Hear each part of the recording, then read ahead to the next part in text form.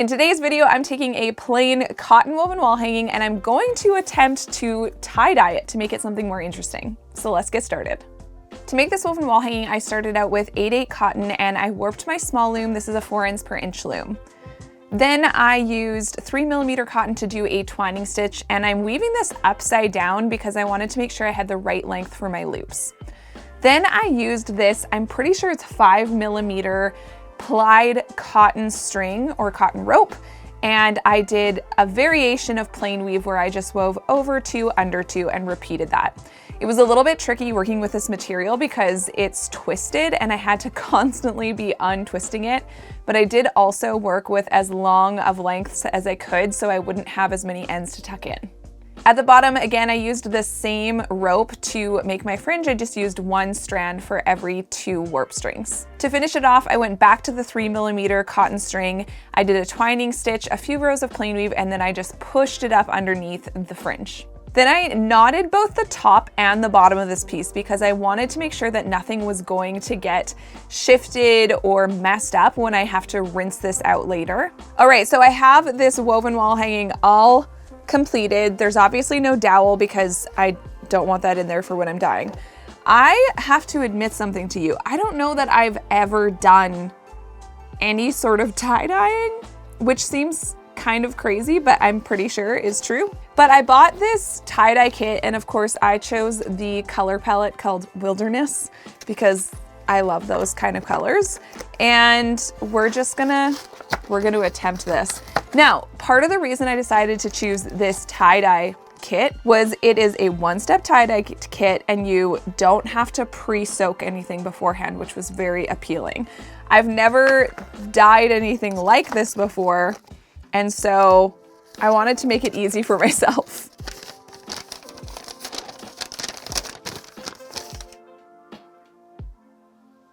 Okay, I feel like one of the first things I should do is actually completely cover my table so that I don't get dye in places that I don't want dye and discover later.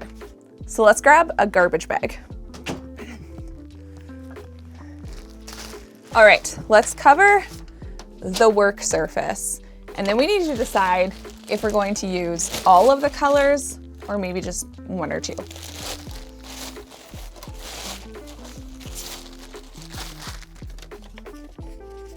I feel like I was misinformed slightly.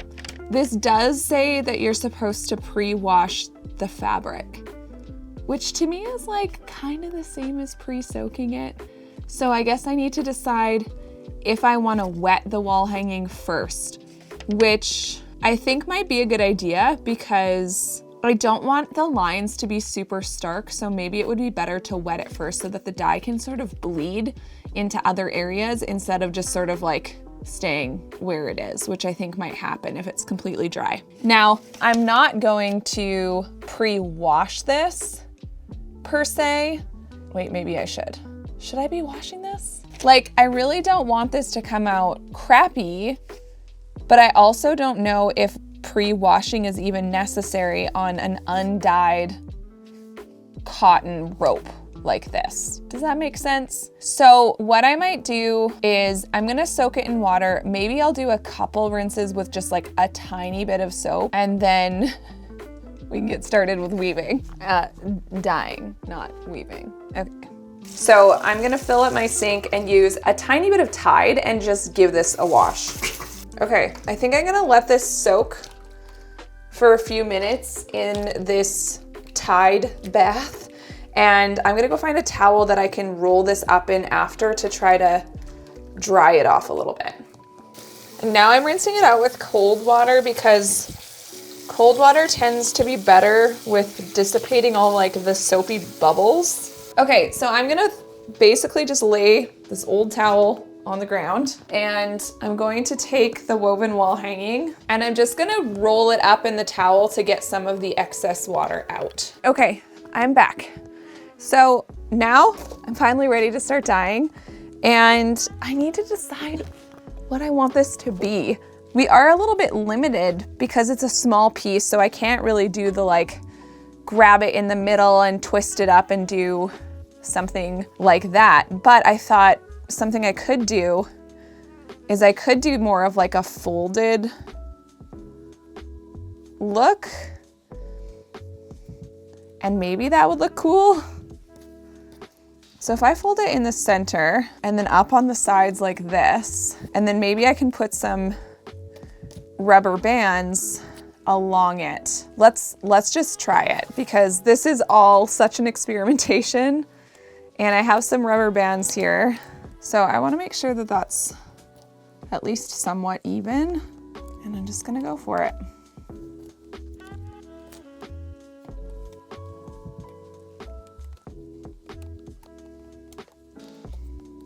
So then with the ends, I'm thinking what I could do is kind of just the same thing. So just kind of bundling them up. The only problem with the fringe is that more than likely, we're gonna have some fringe that gets dye on it and some that doesn't.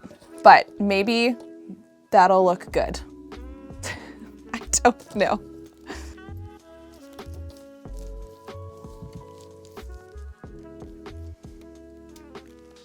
Okay, so we have whatever this is. And I think now we just have to go for it. So let's take a closer look at these colors to try to pick what we should do, because I'm not sure I want to use all of them, because I think that could be kind of chaotic potentially. Gives us a pretty good picture down here of what they look like. I really like this, what you guys, I don't know how to say that. Something C. I really like the dark teal. I like the sage. And I mean, I like all of them, but I'm trying to figure out what would go best together in this. What's gonna show up well too on sort of a undyed cotton. Like, it's not white, it's more of a beige. So I know for sure I wanna use this one. Now these basically, they have dye in them already. It's not a lot of dye, but they have dye in them, and then they also come with additional little pouches. I think I'm going to not use the additional pouches. I'm just gonna use what's currently in here, because I think that'll be more than enough for doing one woven wall hanging. So I'm kind of thinking for this one, I'm gonna use probably just the teal and the sage. And the reason for this is because if I want to put a lot of dye on this, I kind of need to use colors in the same family, or it's gonna turn brown. Like if I use a blue and a red, they're gonna muddy together and not be as nice. And I think if I use these two colors, then maybe we'll just sort of get a variegated greeny tealy combination. So let's just go for that. I have a pitcher of water here, and apparently all I need to do is add dye to these bottles. I'm gonna do it far away from my face because they are powdered dyes and I don't want that powder to come up in my face. Let's make sure that's really nice and mixed. This is such a pretty color. I am so nervous because, like I said, I've never really done tie-dyeing before.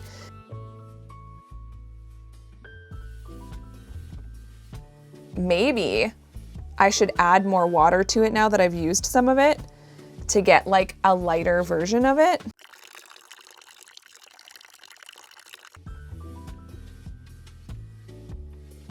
I wish I could like see what exactly is happening. I'm gonna put more of the light down into the folds. Let's see what that does. Now I'm a little worried about like the fact that like I might have to get pretty liberal in the fringe here, because I mean it's thick and it's not really going through very much. I think it was definitely the right choice to use similar colors, because like I know that this rope is so thick, so I'm really saturating it, and I definitely know that if I had brought in like a pink in this situation, it would be quite brown by now, I think. So now I need to wrap this up and apparently leave it for a good 6 to 8 hours to just chill in a bag. Oh my gosh, I think this is gonna be cool. I think it's gonna be cool. Time will tell, but I'm excited. It's moment of truth time.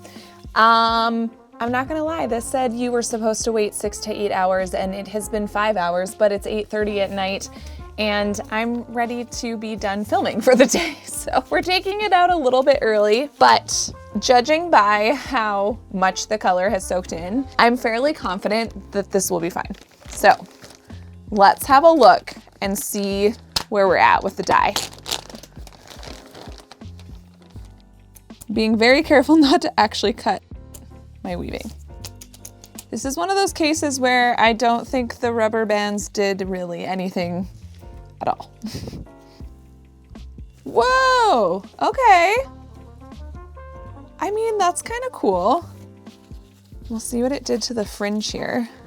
I mean, I can definitely appreciate that the fringe is like pretty random. I really like the fringe though. Like this looks super cool. And it's like a lot more random, I think, than you would get with even a variegated yarn, which is kind of fun. Anyway, we're gonna go rinse this and finish it up and see how it looks once it's all rinsed and washed and dried. It's the next day, the piece is dried, and I don't love it. Now, here's the thing about experiments. They don't always turn out.